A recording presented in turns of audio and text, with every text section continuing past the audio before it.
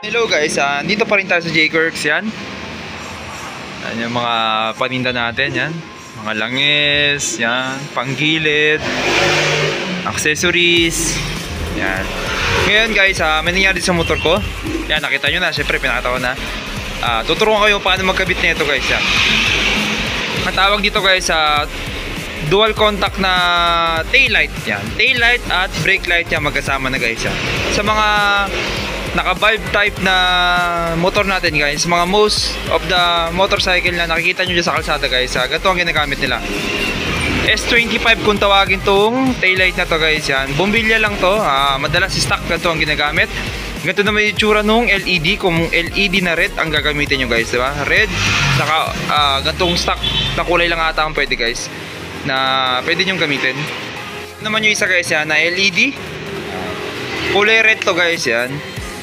Mas mahal lang siya sa valve syempre. Dual contact din yan guys, isa sa tail light at isa para sa brake light natin. Yan. Ganyan yung tsura ng LED guys. Tignan nyo mabuti. Kulay red to guys. Most kulay ng mga tail light yan. Kulay pula.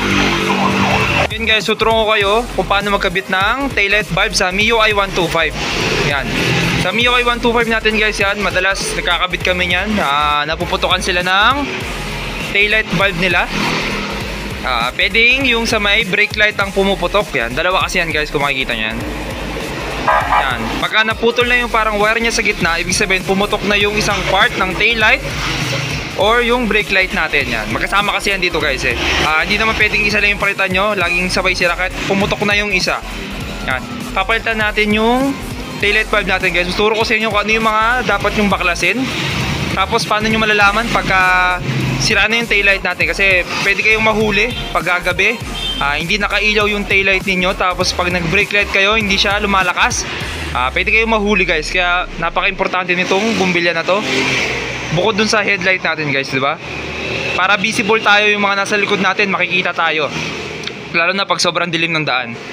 Yan, lalo na yung mga kasunod natin, importante yung brake light, diba? Na malalaman nilang nagbi-brake tayo pag lumalakas yung taillight natin. Ibig sabihin, umiilaw yung dalawa nating, yan, sa bumbilya, umiilaw yung dalawa na yun nasabay. Kaya lumalakas yung dito sa may taillight natin guys, yan.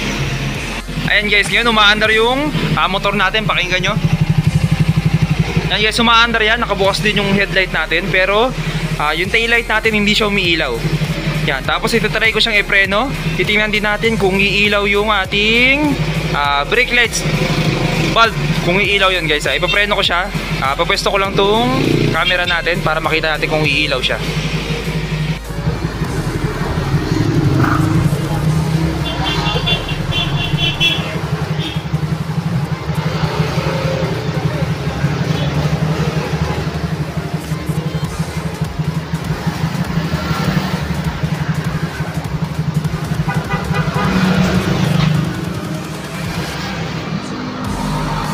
Guys, pinaandar ko na siya, naka-on yung headlight natin kasi mga ibang motor natin guys, pag inon mo yung headlight, madalas umiilaw na rin yung taillight natin. Meron naman pag inon natin yung susi, yung mga modelong motor natin, naka-on na agad yung taillight natin. Tapos nag-preno rin ako guys, walang umilaw.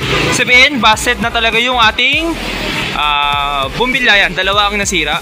Ngayon, papalitan ko na siya nitong bago. Tapos, sitiyan natin yung pinagkaiba dun sa hindi umiilaw, tsaka yung ngayong ikakabit natin na bago. Yan. Pag MIUI 125 guys, tuturo ko sa inyo kung saan yung mga babaklasin natin. Yan. Hindi naman ganun karaming baklasin yan guys. Kaya yung kayang nyo i-DIY basta meron kayong gamit. Yan. Sa MIUI guys, open lang natin yung kanyang compartment yan. Yan, bukas na yung compartment natin.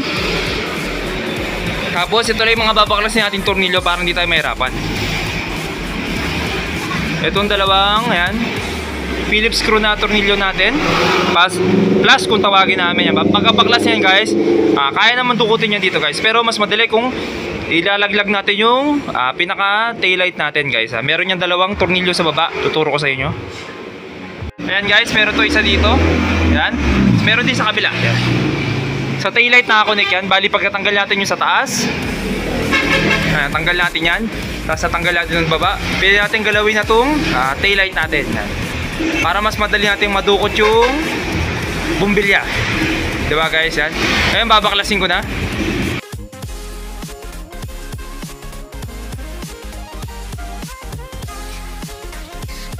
Yan guys, nabaklas ko na yung tornilyo. Ito yung mga stock na tornilyo niya guys. Kailangan ito yung mga mababaklas nyo yan. Ganyan yung tsura. Yan. Dito yung dalawa. Tapos ito yung nasa baba. Yan, mga normal body bolts lang. Ngayon guys, sa pagtanggal nito, yan, tataas nyo lang, galaw-galawin nyo lang itong yan. Tapos, yan, kunin nyo dito. Ngayon guys, meron pa palang dalawa yan dito sa loob. Yan. Nakalimutan ko yung dalawa na to. Meron pa pala yung dalawa guys, may washer yan. Para pag ibabalik nyo, hindi kayo magkakamali dito sa dalawa. Body bolts din naman yan, pero may washer lang yan. Para hindi umalo yung taillight natin. Ngayon, babaklasin lang natin to para mas madali natin matanggal. Pero guys, kung ano naman, kaya naman dukutin na to. Yan, iikot lang natin yan counterclockwise para matanggal dun sa pagkakalak ng tawag yung taillight socket natin. Ngayon, tanggalin ko lang tong dalawa ulit.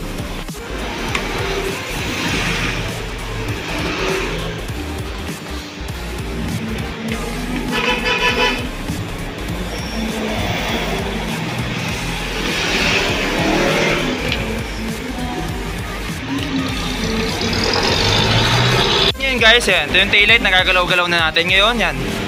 Ipapaharap nyo lang, counterclockwise na to. Yun. Pagka-clockwise nyo yan. Counterclockwise pala yan. Kita nyo guys, sunog na. Ganyan yung itsura nung busted na bumbilya. Yan, sunog. Ngayon, papalitan na natin siya ng bago. Tapos tingnan natin kung iilaw na siya. Kasi pag hindi umilaw yun guys sa mga motor nyo, pwedeng may problema sa wiring yan. Tingnan nyo lang guys kung paano ko siya. Ito kasi yan guys. Yan. Ilulubog nyo lang siya. Tapos clockwise yan. Tapos pagtatanggalin nyo, lubog ulit. Tapos counterclockwise naman yung ikot yan. Hindi ko lang siya mapakita kasi naka isang kamay. Yung isang kamay hawak ko sa camera yan. Yan guys, kita nyo naman yung pattern yan. Yung isa dito medyo mataas yan. Yung isa yan medyo nakababa yan. Ito yan guys yan. Tapos ito yung sa kabila yan. Mas pababa siya. Kunin natin yung bagong bumbilya. Ito na yung bago guys. Ilalagay ko siya. Yan. Off cam ko muna guys para mas madali ko siyang ikabit. Basta ang pagkabit niya guys. Yan, dito sa kabilang part pala yan. Ang katapat nito yan guys, yung kita niyo yan, yan. Yung medyo mataas. To.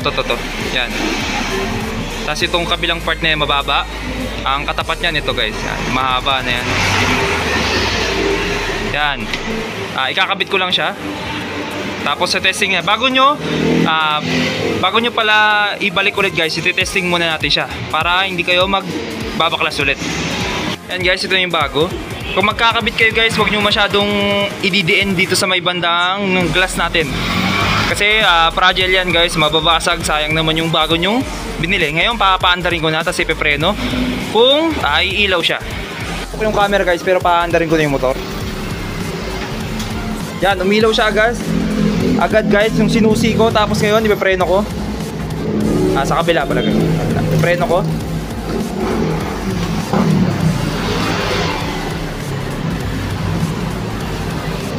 Guys, sa pagbalik guys, yan. May pattern din yun. Ayan. Kita nyo guys yan, may maliit. Tapos may malaking uka. Ayan. Tatapat lang natin yan dito. Ito yung malaking uka. Ayan guys, ito yung mga maliliit. Tatapat lang natin siya. Tapos clockwise guys. Yan, tatapat lang natin.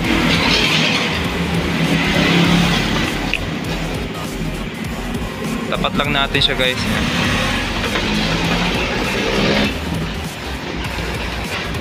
Yun, okay na yun guys. Tapos ngayon, ibabalik na natin yung mga tornilyo na kinabit natin. Tapos testing nyo ulit guys yan.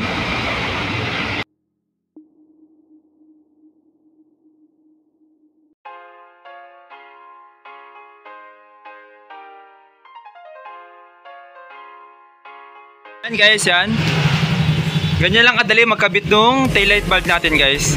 Sa mga ibang motor naman guys, na experience namin guys, pag nakita nyo may dalawang tornilyuan yan dito.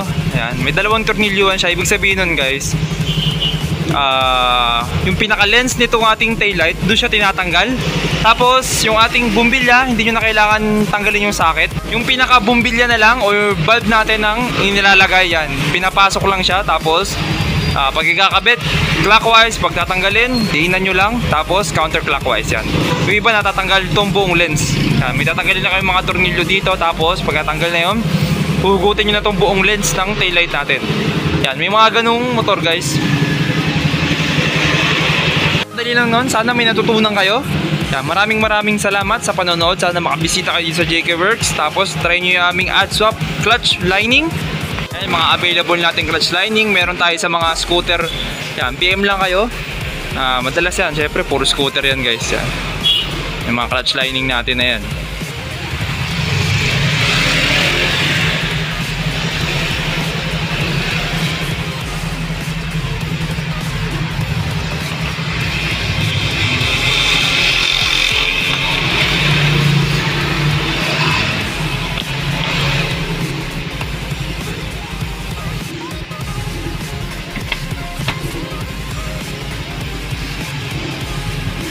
Yan guys, add swap sa stock, kasama yung kabit. Yan, sa JK Works lang yan guys, ito meron tayo yan.